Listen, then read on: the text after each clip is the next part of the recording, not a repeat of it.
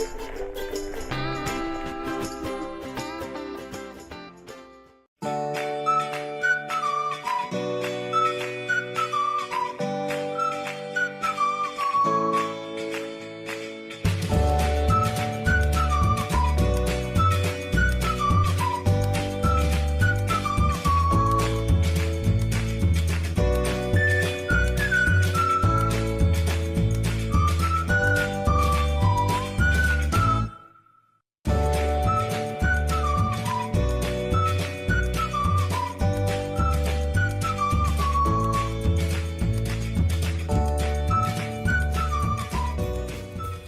Friends, నేను మీ Divakar. Welcome to KYK. ఈ రోజు మనం చూడబోయే consulting project hotel Shri Kamakshi, Pondicherry. ఈ కొత్త ప్రాజెక్ట్ ఏమిటంటే ఇదొక నాన్ వెజ్ రెస్టారెంట్. ఈ రెస్టారెంట్ పేరు కామాక్షి. సో ముందుగా ఈ లొకేషన్ ఎక్కడుందో నేను మీకు చెప్తాను. ఈ కామాక్షి అనే రెస్టారెంట్ ఎక్కడుందంటే అది పాండిచ్చేరిలోనే ఒక సెంటర్ ఆఫ్ సిటీ, అంటే ఒక సెంటర్ ఆఫ్ ప్లేస్ అని కూడా చెప్పొచ్చు. కామాక్షి అని చెప్తే అందరికీ తెలుస్తుంది, ఎందుకంటే ఎప్పటి నుంచో వాళ్ళు ఈ ఫీల్డ్ లో ఉంటున్నారు. అది ఇక్కడ ఈ ఇందిరాగాంధీ స్టాచ్యూ నుంచి చాలా దగ్గరలోనే ఉంటుంది. ఈ రోడ్ ని విలుపురం రోడ్ అంటారు. ఈ రోడ్ లో ఈ బ్రాంచ్ ఇక్కడే ఉంది.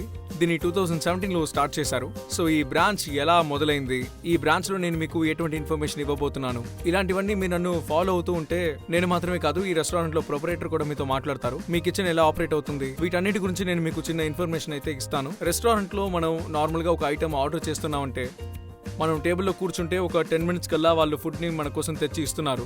సో ఆ 10 minutes లో 8 minutes లో కల్లా వాళ్ళు ఆ ప్రోడక్ట్ ని రెడీ చేస్తున్నారంటే దానికి బ్యాక్గ్రౌండ్ లో ఎంత పెద్ద ఇంజనీరింగ్ ఉంటుంది. సో కిచెన్ అంటే ఏంటి? కిచెన్ అనేది ఒక సిస్టమ్.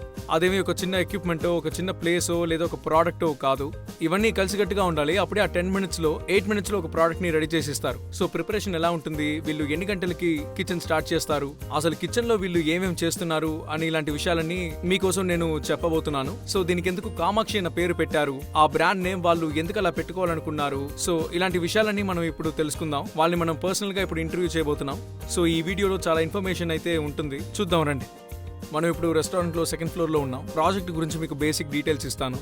సో ఓవరాల్ గా చూసుకుంటే కనుక కిచెన్ కి మేము యూస్ చేసుకున్న ఏరియా అయితే ఆల్మోస్ట్ 3000 square feet అయితే యూస్ చేసుకున్నాం.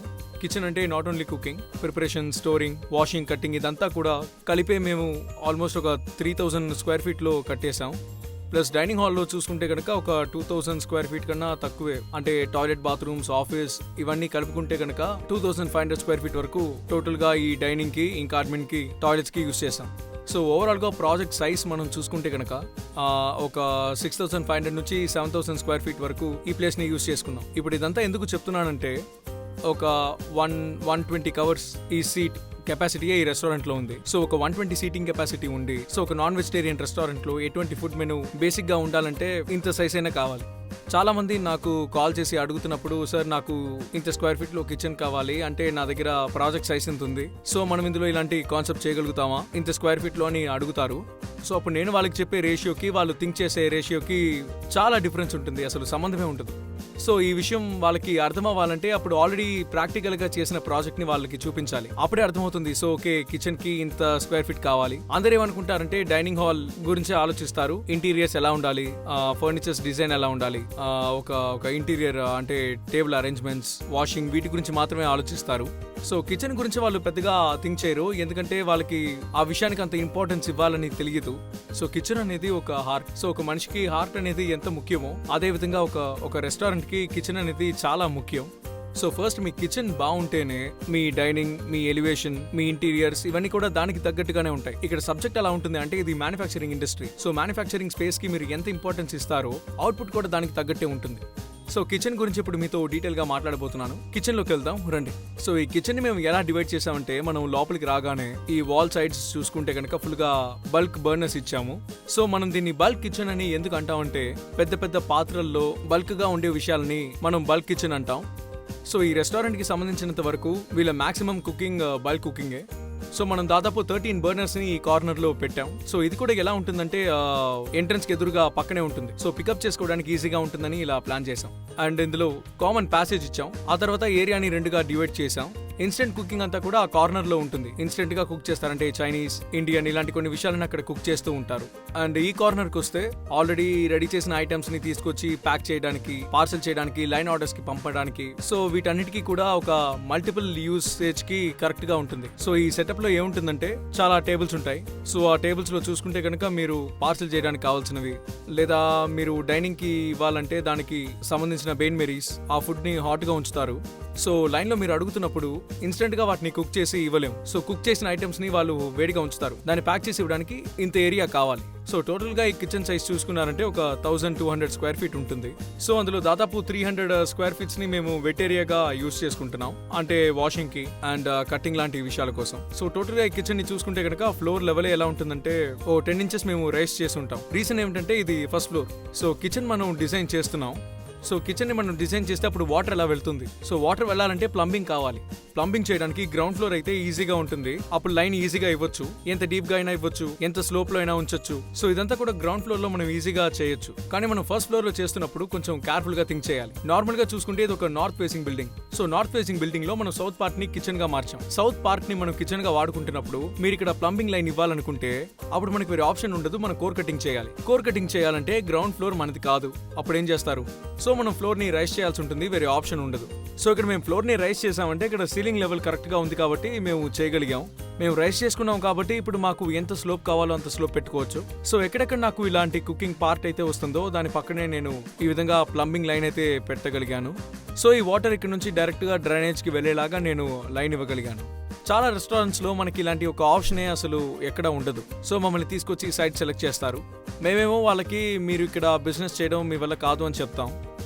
అప్పుడు వాళ్ళు బాధపడతారు. ఎందుకు బాధపడతారంటే ఇది వాళ్ళు అసలు దీని గురించి ఆలోచించరు. సో అదే విధంగా మీరు ఇక్కడ చూసుకుంటే కనుక ఇక్కడ రెండు సైడ్లు విండోస్ ప్రాపర్ గా ఉన్నాయి. సో అందుకే నేను హుడ్ ని ఇలా పెట్టి డక్ట్ కి లైన్ ఇచ్చి నేను ఈజీగా టెర్రస్ కి తీసుకెళ్లగలుగుతున్నాను. అంటే ఈ బిల్డింగ్ లో ఉన్న సెట్ బ్యాక్ అంతా వదిలేసి, అంటే సెట్ బ్యాక్ స్పేస్ ని వదిలేస్తేనే మనం ఎగ్జాస్ట్ లైన్ ని బయటకి తీసుకెళ్లగలం. సెట్ బ్యాక్ స్పేస్ ని కూడా యూస్ చేసేసుకుంటారు కొన్ని రెస్టారెంట్స్ లో. అప్పుడు స్పేసే ఉండదు, ఎగ్జాస్ట్ ని వాళ్ళు బయటికి తీసుకెళ్లలేరు. సో పాసిబిలిటీ ఉండదు. సో ఇలాంటి ప్రాక్టికల్ ప్రాబ్లమ్స్ గురించి ఎవరు స్టార్టింగ్ లో ఆలోచించట్లేదు.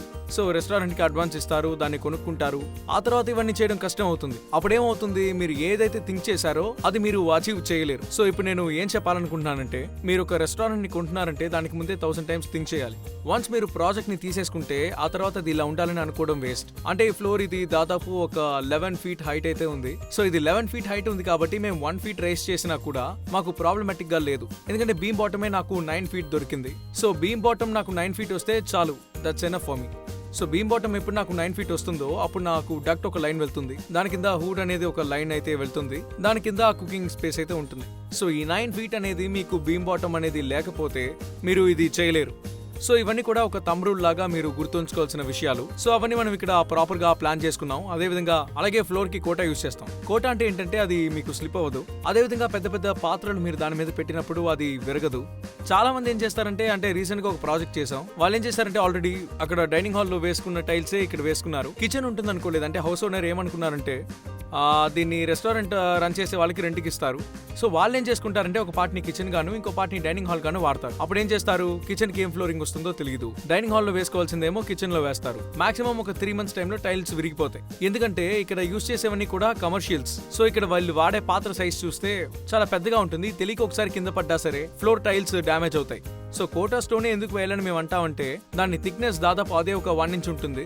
సో 1 inch థిక్నెస్ ఉన్న ఒక కోటా స్టోన్ అనేది కమర్షియల్ కి యూస్ అవుతుంది. ఎందుకంటే ఏదైనా వస్తువు కింద పడ్డా సరే డ్యామేజెస్ తక్కువగా జరుగుతాయి. సో ఇదంతా కూడా ప్రాక్టికల్. మేము చాలా రెస్టారెంట్స్ చేస్తున్నప్పుడు ఎలాంటి విషయాలు చేయకూడదు అన్న విషయాల్లో మేము చాలా క్లియర్ గా ఉంటాం. ఏం చేయాలన్న విషయాలు అందరూ చెప్తారు, ఏం చేయకూడదని తెలుసుకోవాలంటే అందుకు ఎక్స్పీరియన్స్ ఉండాలి. సో ఇప్పుడు మనం ఈ రెస్టారెంట్ లో ఫస్ట్ ఫ్లోర్ లో ఉన్నాం. ఫస్ట్ ఫ్లోర్ లో front part dining hall. So నేను చూసినంత వరకు ఇక్కడికి అంటే ఫ్యామిలీ క్రౌడ్ ఎక్కువగా వస్తారు. సో ఇక్కడ 6 seaters అనేది వీళ్ళు ఎక్కువగా ఇస్తారు. చాలా రెస్టారెంట్స్ లో మేము 6 seaters ఎక్కువ అవాయిడ్ చేస్తాం. ఎందుకు మేము అవాయిడ్ చేస్తాం అంటే అక్కడ ఫ్యామిలీతో వచ్చే క్రౌడ్ చాలా తక్కువ. మాక్సిమం అక్కడికి వచ్చేది ఒక 2 3 అలాగే వస్తూ ఉంటారు. సో అప్పుడు మేము ఏం చేస్తామంటే ఒక 100 సీట్స్ ఉన్న రెస్టారెంట్లో ఓ 2 లేదా 3 6 సీటర్సే ఇస్తాం. సో ఎప్పుడు అలాగే ప్లాన్ చేస్తాం. బట్ ఇక్కడ ఈ రెస్టారెంట్ హైలైట్ ఏమిటంటే అంటే ఇక్కడ సహజంగా ఫ్యామిలీతోనే చాలా మంది వస్తారు, అందుకే 6 సీటర్స్ కి ఎక్కువ ఇంపార్టెన్స్ ఇచ్చాం. సో చూస్తే మీకే అర్థమవుతుంది అలాగే ప్లాన్ చేసామని. టేబుల్ టాప్ అదే విధంగా చూసుకుంటే గనక నార్మల్ గా చాలా మంది స్టోన్స్ నే యూస్ చేస్తారు. మేము ఎందుకని స్టోన్ ని అవాయిడ్ చేయాలంటున్నామంటే ఏసీ హాల్లో మనం స్టోన్ ని అవాయిడ్ చేయాలి, ఎందుకంటే చిల్నెస్ ఫీల్ అవుతుంది. సో ఆ ఏసీ చిల్నెస్ అంతా కూడా స్టోన్ అబ్జర్వ్ చేసుకుందంటే అప్పుడు ఆ ఏసీలో నుంచి వచ్చే ఫ్లో ప్రాపర్ గా ఉండదు, లేదా కస్టమర్స్ ఎవరైనా కూర్చొని తింటున్నప్పుడు అది కొంచెం చీప్ అయిన ఫీలింగ్ ఇస్తుంది. సో స్టోన్ అనేది మోస్ట్లీ ఫైన్ డైనింగ్ లో యూస్ చేయకూడదు. సో ఇదంతా మనం మైండ్ లో పెట్టుకునే వుడ్ ని సజెస్ట్ చేస్తాం. సో సహజంగా మేము చేసేది ఏంటంటే వుడ్ కి ఒక టీ కుడ్ అయితే ఉంటుంది. ఆ టీ కుడ్ బీటింగ్స్ ఎందుకు ఇస్తామంటే ఒక టేబుల్ మొత్తం ఎవరైనా ఫ్యామిలీ వచ్చి కూర్చుంటే, అంటే ఇక్కడ 4 సీటర్ ని చూసారు కదా, ఇక్కడ 6 సీటర్ ఉంది. సో 10 మంది వచ్చినప్పుడు మొత్తం రెండింటిని జాయిన్ చేస్తారు. అలా జాయిన్ చేస్తున్నప్పుడు ఏమవుతుందంటే ఆ కార్నర్ ఆ ఎడ్జెస్ ఉన్నాయి కదా, అప్పుడు అవి డ్యామేజ్ అయ్యే ఛాన్సెస్ ఉంటాయి. సో అలా జరగకూడదని టీ కుడ్ బీటింగ్స్ ఇస్తాం. ఇందులో చూస్తే మీకు అర్థమవుతుంది. సో ఇదేంటంటే ఎడ్జ్ బ్యాండింగ్ అంటారు. ఇది ఒక లామినేషన్ లాంటిది. అంటే ఈ లామినేట్ మీద ఒక ఫైబర్ మెటీరియల్ సేమ్ కలర్, అంటే అది ఆప్షన్ ఉంటుంది, మార్కెట్ లో దొరుకుతుంది. దాన్ని మ్యాచ్ చేస్తూ ఆర్కిటెక్ట్ ఇస్తే అప్పుడు ఈ టాప్ ఎలా ఉంటుందో సైడ్ కూడా అలాగే ఉంటుంది. సో అప్పుడు ఇది అలాంటి యాక్సిడెంట్స్ జరగకుండా కాపాడతాయి. సో ప్రాబ్లం ఉండదు. అదే విధంగా మేము టేబుల్ డిజైన్స్ ని ఎలా ఇచ్చామంటే నార్మల్ గా కొన్ని టేబుల్స్ ని మీరు చూస్తే లెగ్ పెద్దగా ఉంటుంది. అప్పుడు కస్టమర్స్ ఎవరైనా వచ్చి కూర్చుంటే స్లిప్ అవుతారు, అది మీరు చూసే ఉంటారు, ఎందుకంటే అది పెద్దగా డిజైన్స్ ఎక్కువ ఉంటాయి. సో ఆ డిజైన్స్ ని మోస్ట్ గా అవాయిడ్ చేయాలి. అదే విధంగా ఫర్నిచర్స్ లో యాంటిక్ లుక్ అనేది ఉండాలి. అంటే ఇప్పుడు మీరు ఇలాంటి ప్లేస్ లో ఒక స్టీల్ చైర్ వేస్తే అది ఎలా ఉంటుంది, అస్సలు బాగుండదు. సో స్టెయిన్లెస్ స్టీల్ అనేది ఎక్కడంటే నాన్ ఏసీ డైనింగ్ హాల్లో పెడతాం. సో స్టెయిన్లెస్ స్టీల్ అనేది మెటల్ కంటే కాస్ట్లీ, కానీ లుక్ విషయానికి వస్తే అది ఫైన్ డైనింగ్ కి మనం స్టెయిన్లెస్ స్టీల్ అయితే ఇవ్వం. సో ఈ యాంటిక్ లుక్ మీకు ఎక్కడి నుంచి వస్తుందంటే నార్మల్ గా మీరు ఈ వుడెన్ చైర్స్ ని చూసుంటారు. అంటే నార్మల్ గా ఒక 15-20 ఇయర్స్ బ్యాక్ మీరు చూసుకుంటే కనుక ఓన్లీ ఫైన్ డైనింగ్ లో ఇలా కారెకుడి చైర్స్ లాంటివే వస్తాయి. వాటిలో యాంటిక్ డిజైన్స్ ఉంటాయి. సో పోను కాలం పోయే కొద్దీ చైర్స్ అన్ని కూడా వర్టికల్ హారిజాంటల్ జాయింట్స్ అన్ని షేక్ అవుతూ చైర్ ఊగడం మొదలు అవుతుంది. కాస్ట్లీ చైర్ కూడా అదే పరిస్థితి. సో లేటెస్ట్ గా వచ్చే ఆర్కిటెక్ట్స్ ఏమంటున్నారంటే వుడెన్ చైర్ అవసరం లేదు, కానీ వుడెన్ లుక్ కావాలి. కానీ దాన్ని మనం మెటల్ లో తయారు చేయగలమా అన్నదే అందరి రిక్వైర్మెంట్ గా ఉంది. సో ఇదంతా వాళ్ళు మైండ్ లో పెట్టుకుని ఒక చైర్ లుక్ అనేది యాంటిక్ లుక్ లో ఉండాలి, కానీ మెటల్ అయి ఉండాలి, కాస్ట్ తక్కువగా ఉండాలి. సో ఇవన్నీ మనసులో పెట్టుకుని ఇది ఒక సింపుల్ చైర్, ఇదేమి ఒక స్పెషల్ చైర్ అని నేను చెప్పను. ఒక నార్మల్ ఫ్యామిలీకి ఇది కంఫర్టబుల్ గా ఉంటుంది, మంచి చైర్. సో ఇదే విషయం. కుషన్స్ ఎందుకు పెట్టాలంటే అఫ్ కోర్స్ ఇది ఒక ఫ్యామిలీ రెస్టారెంట్, ఫైన్ డైనింగ్ అంటే కంపల్సరీ అందులో కుషన్ అనేది ఉండాలి.